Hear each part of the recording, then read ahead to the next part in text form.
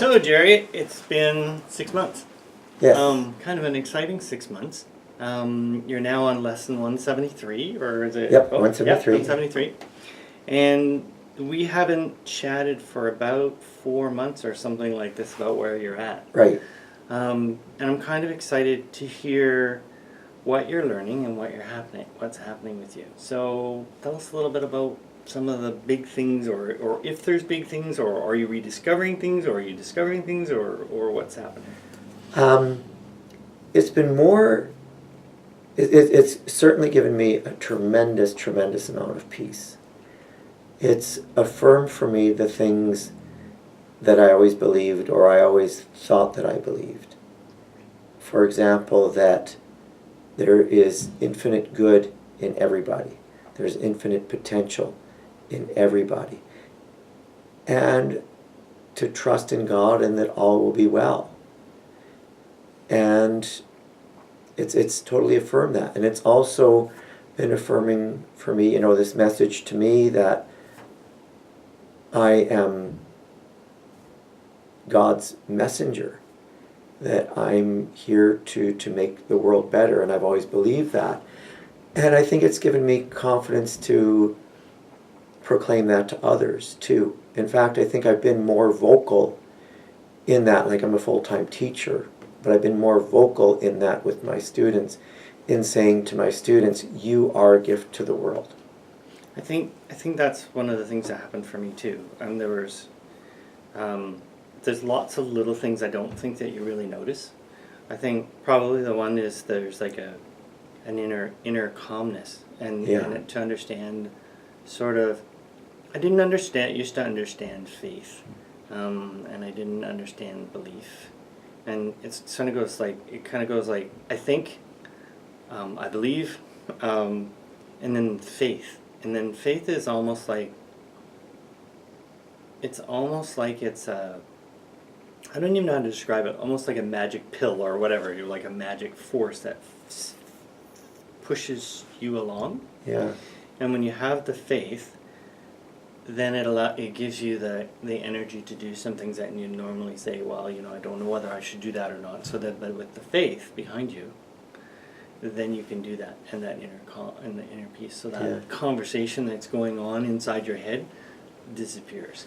Yes, and I think maybe it's even more than faith, though. Mm-hmm. It's a knowing. For me, it's. I think maybe that's what's happened for me, because I've always been, practicing and believing, and and I've always had a very deep faith. But it's almost like it's gone from a belief to a knowing. Right. Yeah, and I think that's the first step to the believing is the faith part, because then you start to realize there is something else there, and you have to have some sort of belief that it's there. Yeah. And I think my whole life I've always known it's there, but I didn't know what it was, or because I would use it, and then I would go, wow, that's really cool, but I would go, that's coming from somewhere else, but I didn't sort of understand it. Yeah. Does that make sense? Yeah, absolutely. Yeah, and it's just a very, like I say, it's a very affirming message. Now that said, sometimes, or maybe often, I'll read through the lessons. Yeah.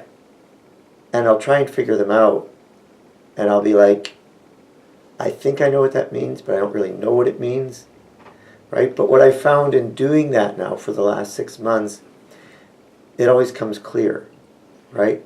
Yeah. So even when I listen to, like I was listening to Marianne Williamson, who did, she's sort of like one of the main speakers on A Course in Miracles. Mm-hmm. And I really like what she has to say, by the way. A great message. A wonderful message.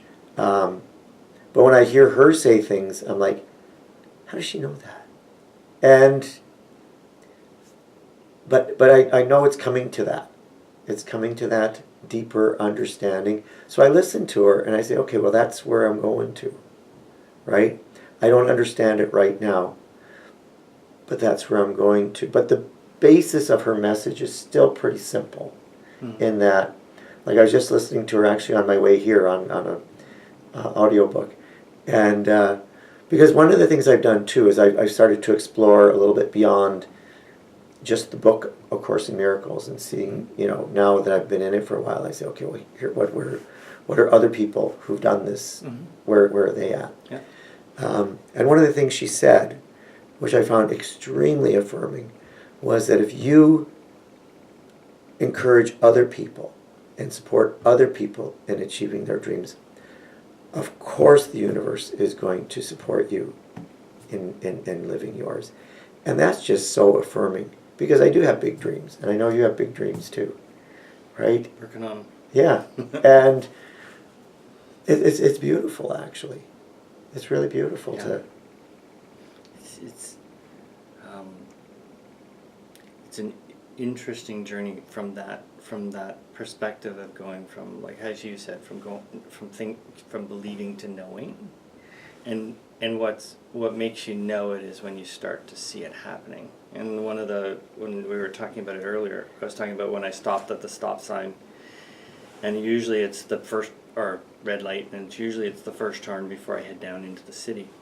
And normally I stop at that stop sign, and they're sort of like, okay, well, there's traffic coming in, and I got to do this today, and I got to do this today. And I was still doing that. But the difference was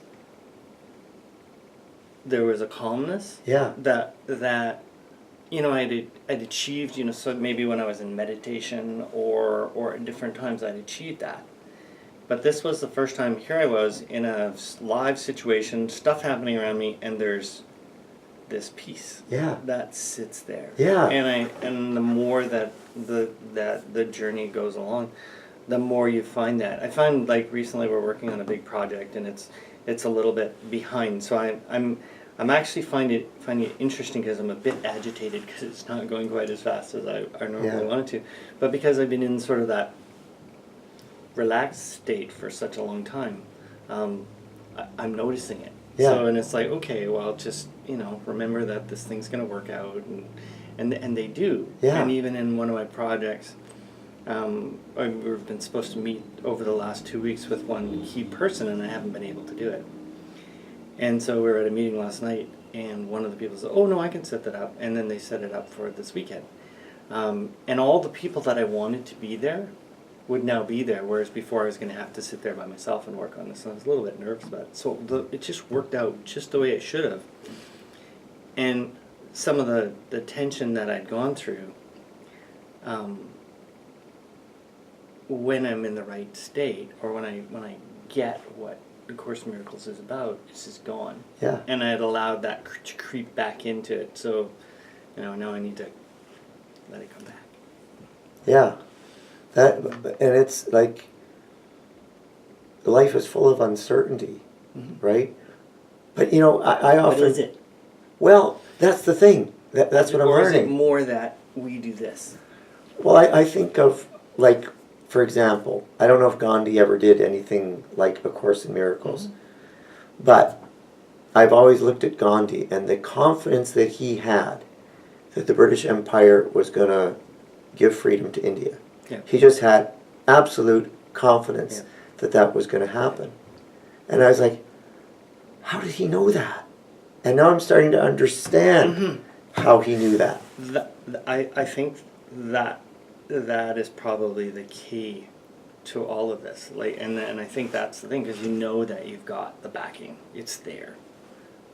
And if you let it be there, it's there. And if you don't let it be there and let all this other stuff come into your head that's totally not real, then it's not. And it's not there, not because it's not there, but because you're blocking it. You're putting like a shield in front of your face to say, okay, well, I can't see that it's here. Yeah. Which is, I think, what was happening over the last couple of days, where I wasn't allowing myself to be in the right space. Yeah. Like the lesson that defensiveness is an illusion, or something to that effect. That's the thing. There's no reason to be defensive. Well, and if you allow yourself, if you anticipate a fight, you pull out your sword. Yeah. So does the other person. So then when you throw the first swing, or even when the person doesn't really throw a swing, but you think they're going to, then you go whack. Yeah. And the next thing you know, you're into this but that's created by us. Yeah. That's created us by putting this block in front of them, saying, so, you know what, I can go into this situation whichever way I want, and make it the whatever way that I want, if I allow it to. And Yeah. the Course in Miracles, I think, allows you to do that without, this logical, analytical thing Exactly. that's going that we're doing right this second. Yeah. Yeah, yeah, that's true. But one of the beautiful things too, and this is one of the things that Marianne Williamson said in one of her talks that really struck me, is when you're facing a difficult situation or a difficult person, how do I respond with love? And I think that's, again, it's like taking that shield down. Yeah, absolutely. And putting the sword down and going, Yeah. okay, I'm gonna go into this as a non-confrontational conversation rather than a confrontational conversation. Because when we go into there with that, not following or knowing that we've got this force behind us, or with all of us, and with the person across the table, and they have it as well.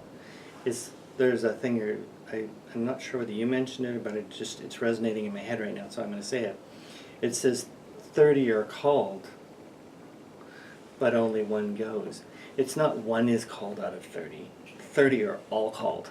Yeah. And I think what the Course in Miracles does is it allows you to, okay, I'm ready to be called. Yeah. And I'm ready to be whatever that is. And then I don't have to worry about all these things and, having all these things blocking you from just having this peace. Yeah. Yeah, it's wonderful. Mm-hmm. Wonderful, yeah. So it's kind of cool that we're on the same page with this journey. And I don't know, I think it might be fairly safe to assume that, well, I don't know if A Course in Miracles is for everybody, right? I think it is. It's just, I remember I bought Course in Miracles 20 years ago. And this is not for me to just say, okay, well, I've been reading it for the last 20 years, because I haven't. But I couldn't read it. And then when we got it in the Audibles version and in the Kindle version, I was able to go, okay, well, let's read it this way. So then I was able to follow it and read it and do it that way. Yeah. Because in the beginning, you forget so much. You do the course that day. And I literally had to find some days I had to get it read to me in Audibles so that I would remember it. Yeah. Well, I really like the fact that you asked me to do this journey and post it, because what that does, because I'm going to be teaching it, I have to stay, in a sense, like in teaching, I have to stay one step ahead of my students. Yeah. But I also need to, so I really need to try my best to understand this. Well, right? the cool thing is I'm watching you change as you're going through this journey. From the first day, if you watch your first video and you watch your videos now, you see this transition, and it's hard to sort of describe. It's kind of like, I think some people talk about resonance, and I would say that when you started you were like this, and now you're becoming more like this, which is really it's neat to see. Even though you were like one of the most positive people, and your religious background was incredible, understanding it 10 times better than me. But it's interesting to watch that sort of like, I don't know how to describe it other than you're just becoming at peace. Yeah. And I have to go. I know you got to go to work, so let's. Yeah. Thank you so much, and thank you for watching, and thank you, Robert. And this was Robert's idea, by the way, too, and I'm grateful to that.